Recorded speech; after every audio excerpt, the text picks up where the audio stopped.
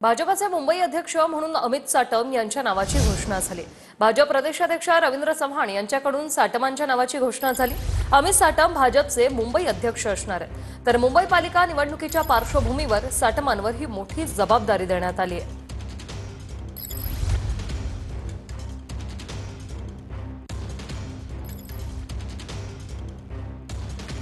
अमित साटम यांचा परिचय करून घेऊया। अमित साटम ऑक्टोबर 2014 पासून भाजपमध्ये आहेत।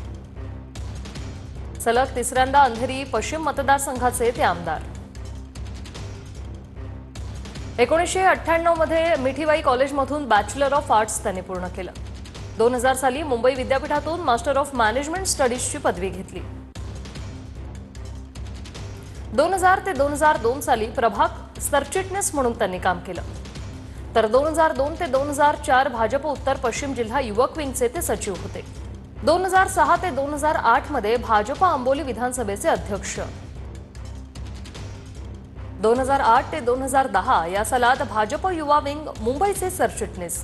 तर 2020 ते 21 साली महाराष्ट्र विधानसभेचा उत्कृष्ट संसदपटू पुरस्कार त्यांना मिळाला।